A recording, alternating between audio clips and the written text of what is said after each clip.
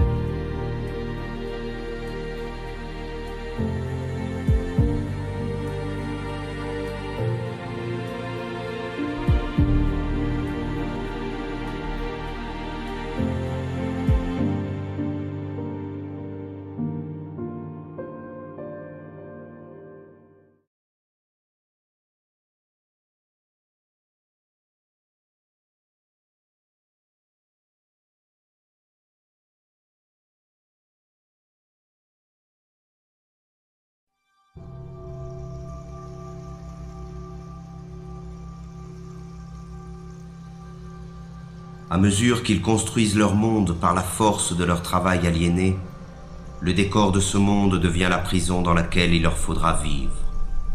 Un monde sordide, sans saveur ni odeur, qui porte en lui la misère du mode de production dominant. Ce décor est en perpétuelle construction. Rien n'y est stable.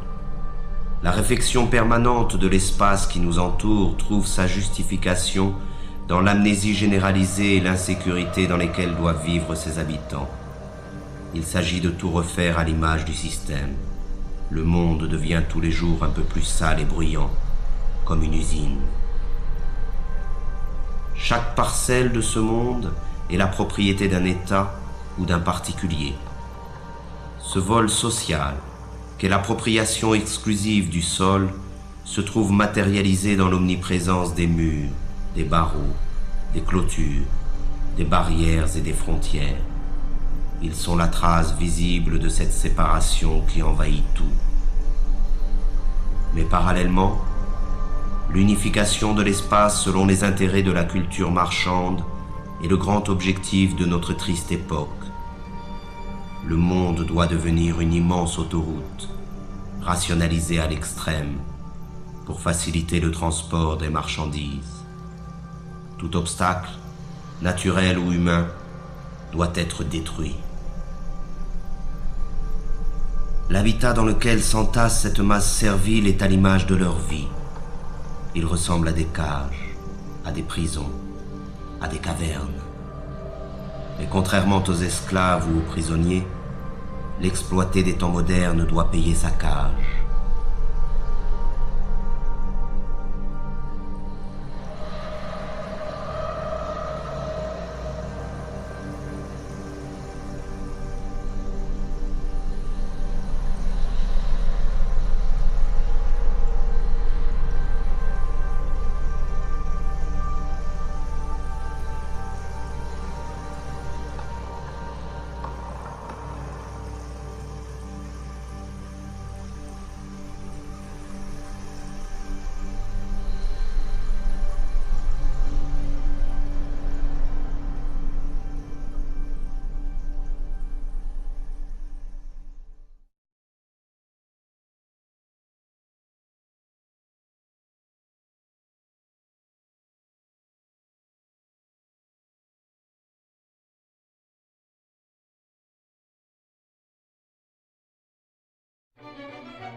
Et c'est dans ce logis étroit et lugubre qu'il entasse les nouvelles marchandises qui devraient, selon les messages publicitaires omniprésents, lui apporter le bonheur et la plénitude. Mais plus il accumule des marchandises, et plus la possibilité d'accéder un jour au bonheur s'éloigne de lui.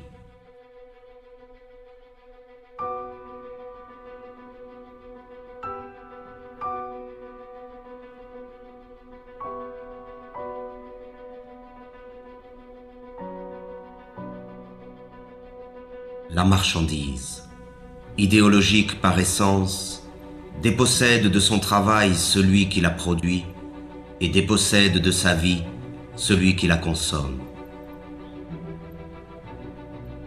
Dans le système économique dominant, ce n'est plus la demande qui conditionne l'offre, mais l'offre qui détermine la demande. C'est ainsi que de manière périodique, de nouveaux besoins sont créés qui sont vite considérés comme des besoins vitaux par l'immense majorité de la population. Ce fut d'abord la radio, puis la voiture, la télévision, l'ordinateur et maintenant le téléphone portable.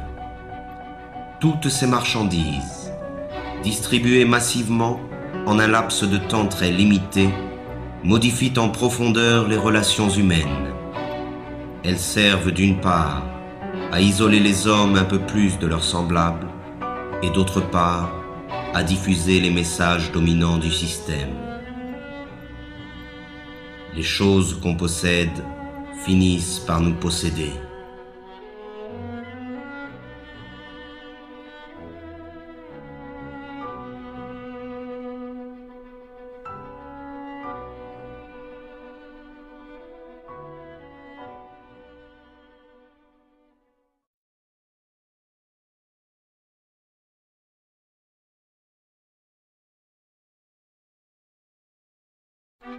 Mais c'est encore lorsqu'il s'alimente que l'esclave moderne illustre le mieux l'état de décrépitude dans lequel il se trouve. Disposant d'un temps toujours plus limité pour préparer la nourriture qu'il ingurgite, il en est réduit à consommer à la va-vite ce que l'industrie agrochimique produit. Il erre dans les supermarchés à la recherche des ersatz que la société de la fausse abondance consent à lui donner. Là encore, il n'a plus que l'illusion du choix. L'abondance des produits alimentaires ne dissimule que leur dégradation et leur falsification.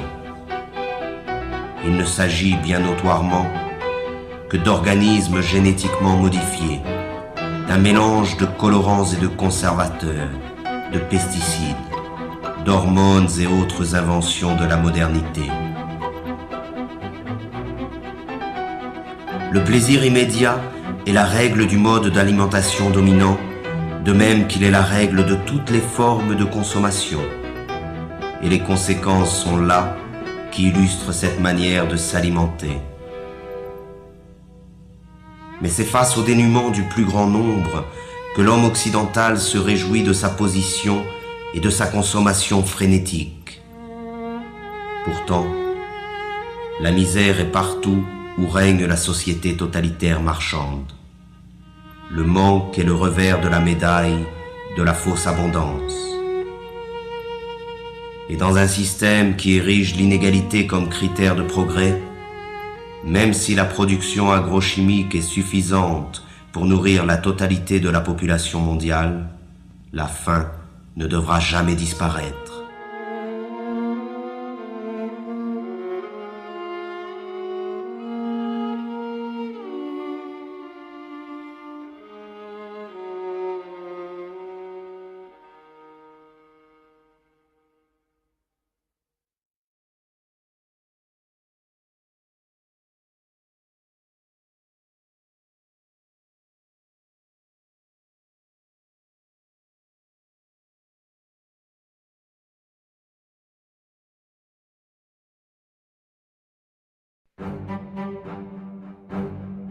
L'autre conséquence de la fausse abondance alimentaire est la généralisation des usines concentrationnaires et l'extermination massive et barbare des espèces qui servent à nourrir les esclaves.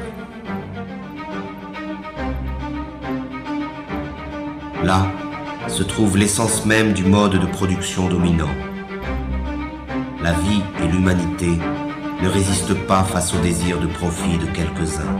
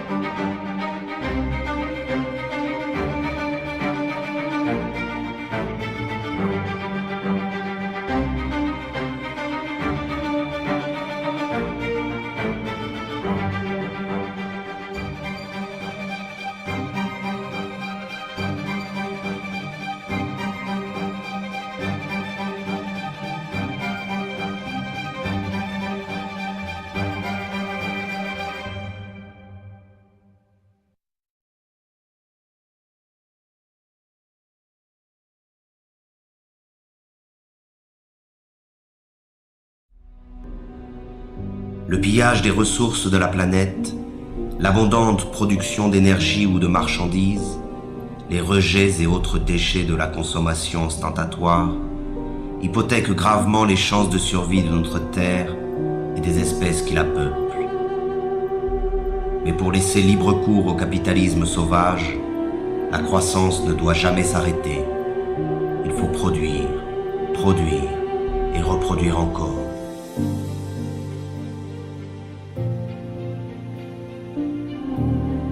Et ce sont les mêmes pollueurs qui se présentent aujourd'hui comme les sauveurs potentiels de la planète.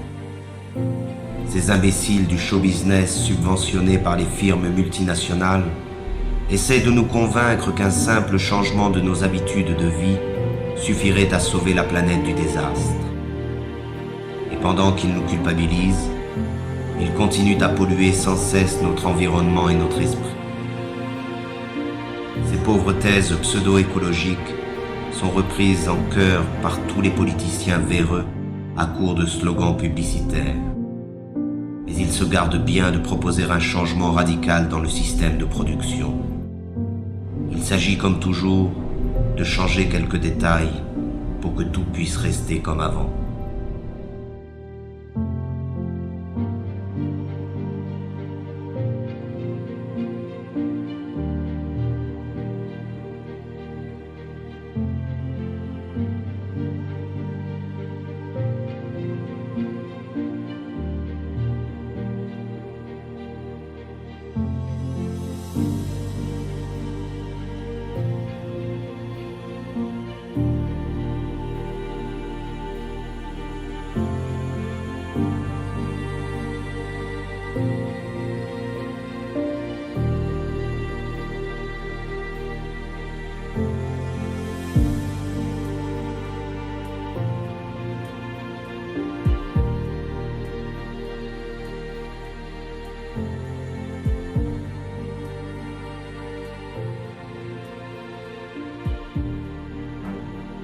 Mais pour rentrer dans la ronde de la consommation frénétique, il faut de l'argent.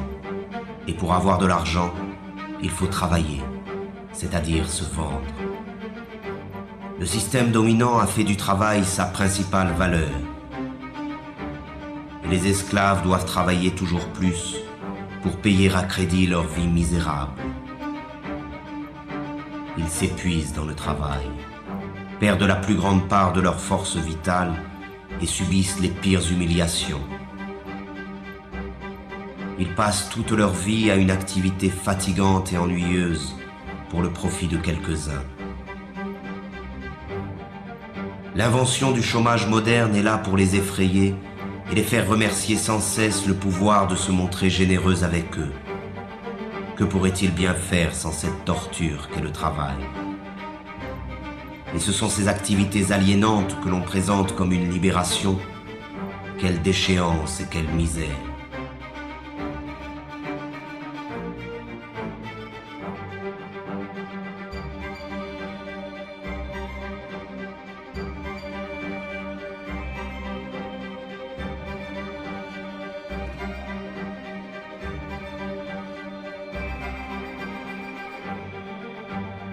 Toujours pressés par le chronomètre ou par le fouet, chaque geste des esclaves est calculé afin d'augmenter la productivité. L'organisation scientifique du travail constitue l'essence même de la dépossession des travailleurs, à la fois du fruit de leur travail, mais aussi du temps qu'ils passent à la production automatique des marchandises ou des services. Le rôle du travailleur se confond avec celui d'une machine dans les usines, avec celui d'un ordinateur dans les bureaux. Le temps perdu ne revient plus. Ainsi, chaque travailleur est assigné à une tâche répétitive, qu'elle soit intellectuelle ou physique. Il est spécialiste dans son domaine de production.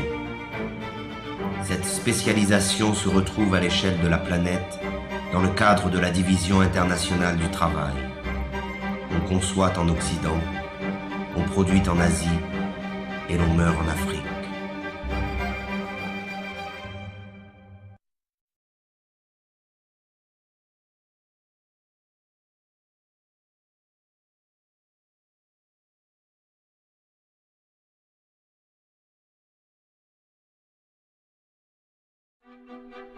L'esclave moderne aurait pu se contenter de sa servitude au travail.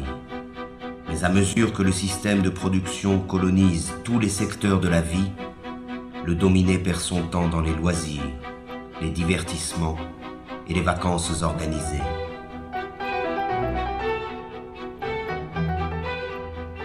Aucun moment de son quotidien n'échappe à l'emprise du système. Chaque instant de sa vie a été envahi. C'est un esclave à temps plein.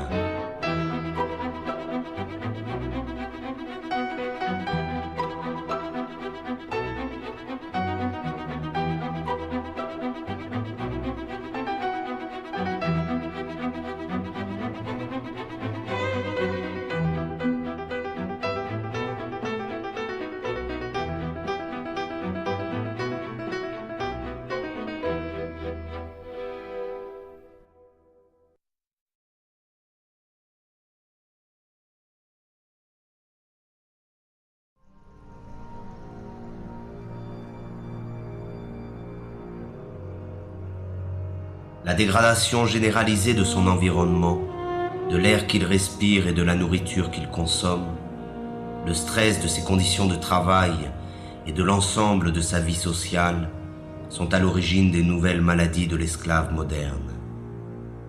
Il est malade de sa condition servile et aucune médecine ne pourra jamais remédier à ce mal.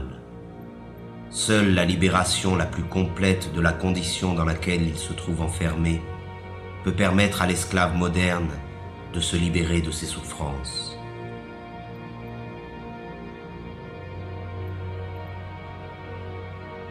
La médecine occidentale ne connaît qu'un remède face aux maux dont souffrent les esclaves modernes, la mutilation. C'est à base de chirurgie, d'antibiotiques ou de chimiothérapie que l'on traite les patients de la médecine marchande. On s'attaque aux conséquences du mal sans jamais en chercher la cause. Cela se comprend autant que cela s'explique. Cette recherche nous conduirait inévitablement vers une condamnation sans appel de l'organisation sociale dans son ensemble. De même qu'il a transformé tous les détails de notre monde en simples marchandises, le système présent a fait de notre corps une marchandise, un objet d'étude et d'expérience livré aux apprentis sorciers de la médecine marchande et de la biologie moléculaire. Et les maîtres du monde sont déjà prêts à breveter le vivant. Le séquençage complet de l'ADN du génome humain est le point de départ d'une nouvelle stratégie mise en place par le pouvoir. Le décodage génétique n'a d'autre but que d'amplifier considérablement les formes de domination et de contrôle. Notre corps, lui aussi, après tant d'autres choses, nous a échappé.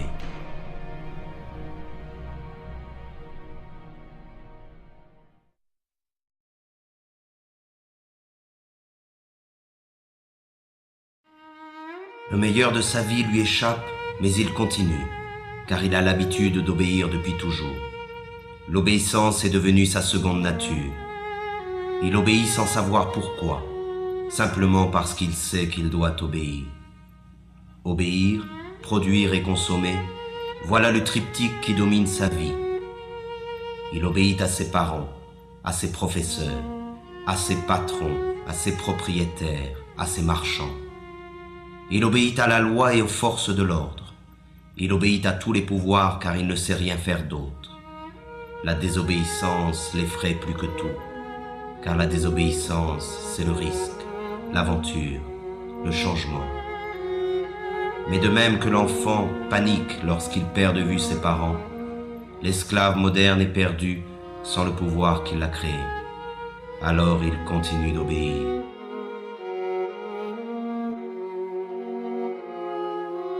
C'est la peur qui a fait de nous des esclaves et qui nous maintient dans cette condition. Nous nous courbons devant les maîtres du monde et leur police. Nous acceptons cette vie d'humiliation et de misère par crainte. Nous disposons pourtant de la force du nombre face à cette minorité qui gouverne. Leur force à eux, ils ne la retirent pas de leur police, mais bien de notre consentement. Nous justifions notre lâcheté devant l'affrontement légitime contre les forces qui nous oppriment par un discours plein d'humanisme moralisateur. Le refus de la violence révolutionnaire est ancré dans les esprits de ceux qui s'opposent au système au nom des valeurs que ce système nous a lui-même enseignées. Mais le pouvoir, lui, n'hésite jamais à utiliser la violence quand il s'agit de conserver son hégémonie.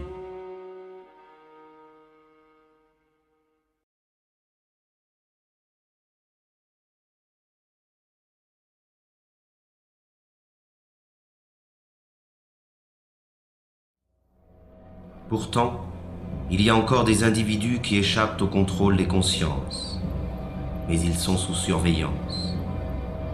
Toute forme de rébellion ou de résistance est de fait assimilée à une activité déviante ou terroriste.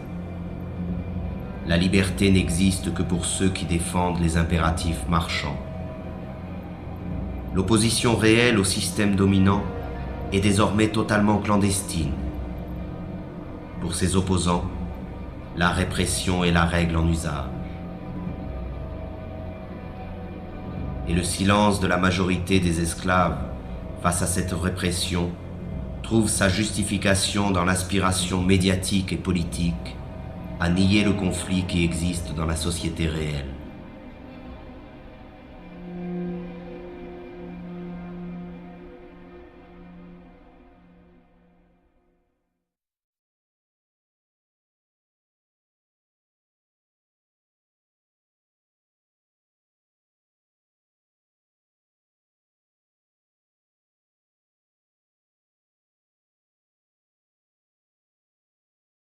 Comme tous les êtres opprimés de l'histoire, l'esclave moderne a besoin de sa mystique et de son Dieu pour anesthésier le mal qui le tourmente et la souffrance qui l'accable.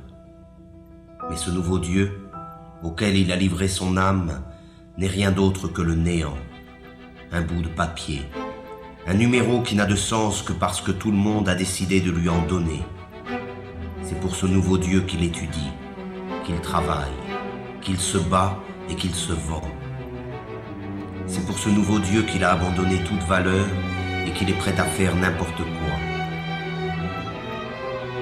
Il croit qu'en possédant beaucoup d'argent, il se libérera des contraintes dans lesquelles il se trouve enfermé, comme si la possession allait de pair avec la liberté. La libération est une ascèse qui provient de la maîtrise de soi. Elle est un désir et une volonté en acte. Elle est dans l'être et non dans la voix. Mais encore faut-il être résolu à ne plus servir, à ne plus obéir. Encore faut-il être capable de rompre avec une habitude que personne, semble-t-il, n'ose remettre en cause.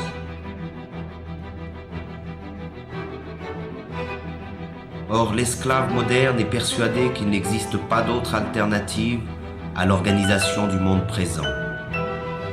Il s'est résigné à cette vie car il pense qu'il ne peut y en avoir d'autre. Et c'est bien là que se trouve la force de la domination présente. Entretenir l'illusion que ce système, qui a colonisé toute la surface de la Terre, est la fin de l'histoire. Il a fait croire à la classe dominée que s'adapter à son idéologie revient à s'adapter au monde tel qu'il est et tel qu'il a toujours été. Rêver d'un autre monde est devenu un crime condamné unanimement par tous les médias et tous les pouvoirs.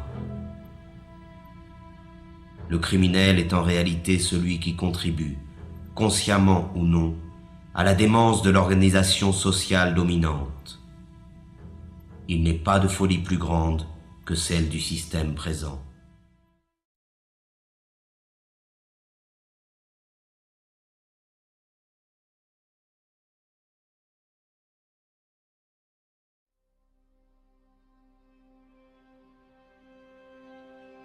Devant la désolation du monde réel, il s'agit pour le système de coloniser l'ensemble de la conscience des esclaves.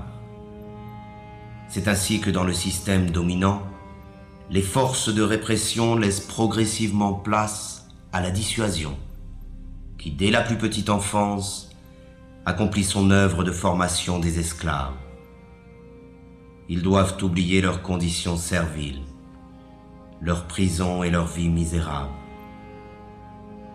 Il suffit de voir cette foule hypnotique connectée devant tous les écrans qui accompagnent leur vie quotidienne.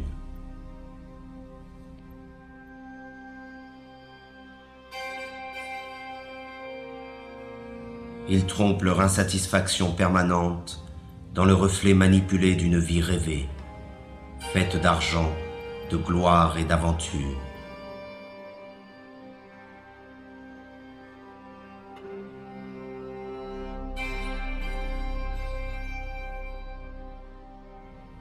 Mais leurs rêves sont tout aussi affligeants que leur vie misérable.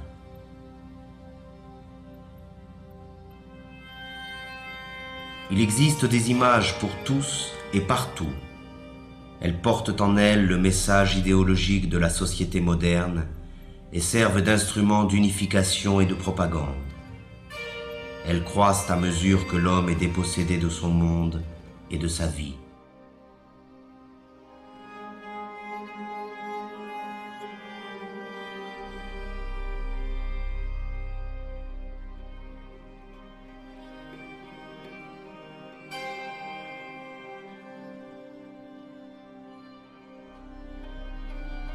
C'est l'enfant qui est la cible première de ces images, car il s'agit d'étouffer la liberté dans son berceau. Il faut les rendre stupides et leur ôter toute forme de réflexion et de critique. Tout cela se fait bien entendu avec la complicité déconcertante de leurs parents, qui ne cherchent même plus à résister face à la force de frappe cumulée de tous les moyens modernes de communication. Ils achètent eux-mêmes toutes les marchandises nécessaires à l'asservissement de leur progéniture. Ils se dépossèdent de l'éducation de leurs enfants et la livrent en bloc au système de l'abrutissement et de la médiocrité. Il y a des images pour tous les âges et pour toutes les classes sociales. Et les esclaves modernes confondent ces images avec la culture et parfois même avec l'art. On fait appel aux instincts les plus sordides pour écouler les stocks de marchandises. Et c'est encore la femme, doublement esclave dans la société présente, qui en paie le prix fort. Elle en est réduite à être un simple objet de consommation. La révolte elle-même est devenue une image que l'on vend pour mieux en détruire le potentiel subversif. L'image est toujours aujourd'hui la forme de communication la plus simple et la plus efficace. On construit des modèles, on abrutit les masses, on leur ment, on crée des frustrations. On diffuse l'idéologie marchande par l'image, car il s'agit encore et toujours du même objectif, vendre des modes de vie ou des produits, des comportements ou des marchandises, peu importe, mais il faut vendre.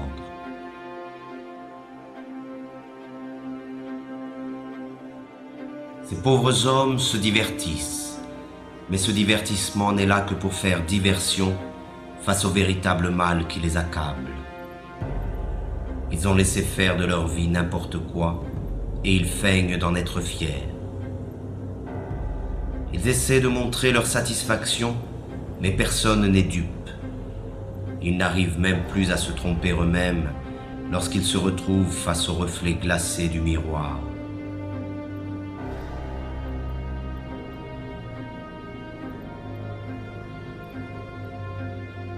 Ainsi, ils perdent leur temps devant des imbéciles censés les faire rire ou les faire chanter, les faire rêver ou les faire pleurer.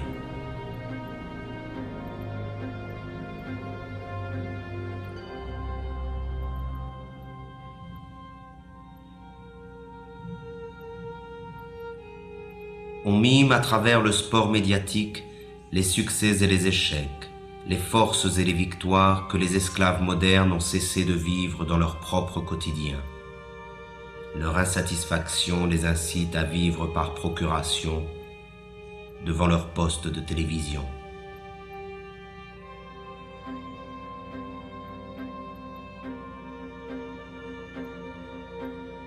Tandis que les empereurs de la Rome antique achetaient la soumission du peuple avec du pain et les jeux du cirque, aujourd'hui c'est avec les divertissements et la consommation du vide que l'on achète le silence des esclaves.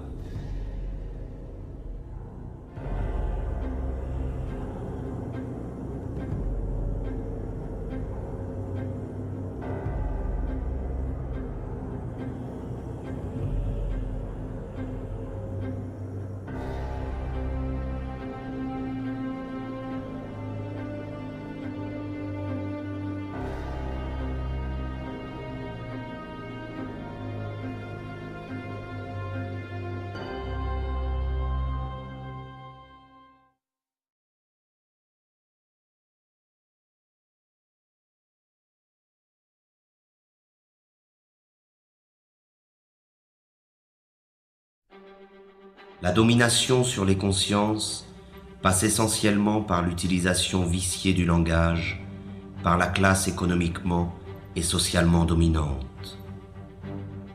Étant détenteur de l'ensemble des moyens de communication, le pouvoir diffuse l'idéologie marchande par la définition figée, partielle et partiale qu'il donne des mots.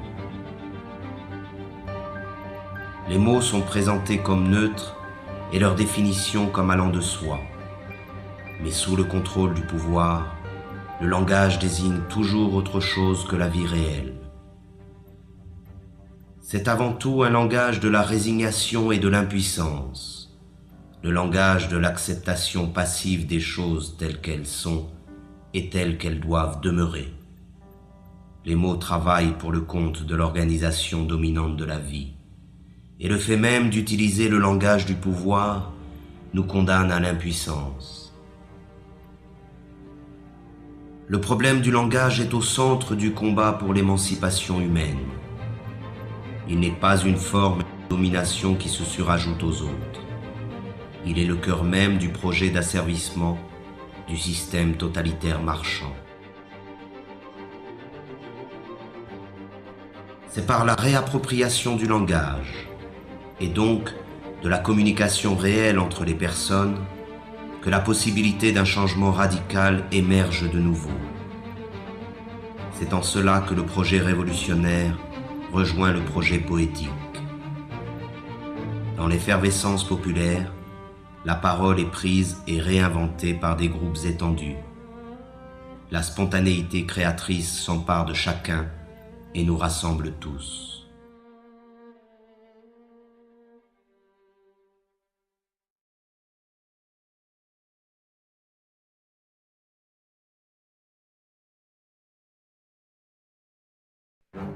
Pourtant, les esclaves modernes se pensent toujours citoyens. Ils croient voter et décider librement qui doit conduire leurs affaires, comme s'ils avaient encore le choix. Ils n'en ont conservé que l'illusion. Croyez-vous encore qu'il existe une différence fondamentale quant au choix de société dans laquelle nous voulons vivre entre le PS et l'UMP en France, entre les démocrates et les républicains aux États-Unis, entre les travaillistes et les conservateurs au Royaume-Uni? Il n'existe pas d'opposition car les partis politiques dominants sont d'accord sur l'essentiel, qui est la conservation de la présente société marchande. Il n'existe pas de parti politique susceptible d'accéder au pouvoir qui remettent en cause le dogme du marché. Et ce sont ces partis qui, avec la complicité médiatique, monopolisent l'apparence. Ils se chamaillent sur des points de détail pourvu que tout reste en place. Ils se disputent pour savoir qui occupera les places que leur offre le parlementarisme marchand. Ces pauvres chamailleries sont relayées par tous les médias dans le but d'occulter un véritable débat sur le choix de société dans laquelle nous souhaitons vivre. L'apparence et la futilité dominent sur la profondeur de l'affrontement des idées. Tout cela ne ressemble en rien, de près ou de loin, à une démocratie. La démocratie réelle se définit d'abord et avant tout par la participation massive des citoyens à la gestion des affaires de la cité. Elle est directe et participative. Elle trouve son expression la plus authentique dans l'assemblée populaire et le dialogue permanent sur l'organisation de la vie en commun.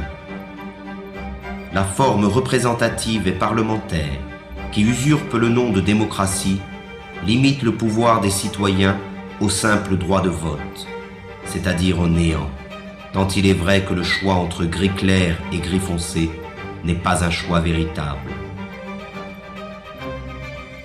Les sièges parlementaires sont occupés dans leur immense majorité par la classe économiquement dominante, qu'elle soit de droite ou de la prétendue gauche social-démocrate. Le pouvoir n'est pas à conquérir, il est à détruire.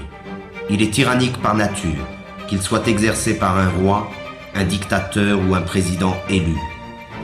La seule différence dans le cas de la démocratie parlementaire, c'est que les esclaves ont l'illusion de choisir eux-mêmes le maître qu'ils devront servir.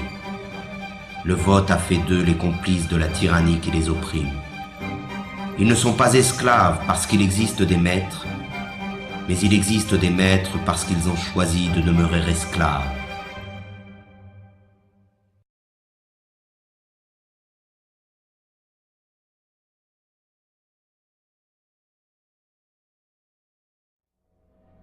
Le système dominant se définit donc par l'omniprésence de son idéologie marchande. Elle occupe à la fois tout l'espace et tous les secteurs de la vie. Elle ne dit rien de plus que produisez, vendez, consommez, accumulez. Elle a réduit l'ensemble des rapports humains à des rapports marchands et considère notre planète comme une simple marchandise. Le devoir qu'elle nous impose est le travail servile. Le seul droit qu'elle reconnaît est le droit à la propriété privée. Le seul Dieu qu'elle arbore est l'argent. Le monopole de l'apparence est total. Seuls paraissent les hommes et les discours favorables à l'idéologie dominante. La critique de ce monde est noyée dans le flot médiatique qui détermine ce qui est bien et ce qui est mal, ce que l'on peut voir et ce que l'on ne peut pas voir. Omniprésence de l'idéologie, culte de l'argent, monopole de l'apparence, parti unique sous couvert du pluralisme parlementaire, absence d'une opposition visible, répression sous toutes ses formes, volonté de transformer l'homme et le monde. Voilà le visage réel du totalitarisme moderne, que l'on appelle démocratie libérale, mais qu'il faut maintenant appeler par son nom véritable, le système totalitaire marchand. L'homme, la société et l'ensemble de notre planète sont au service de cette idéologie. Le système totalitaire marchand a donc réalisé ce qu'aucun totalitarisme n'avait pu faire avant lui: unifier le monde à son image. Aujourd'hui, il n'y a plus d'exil possible.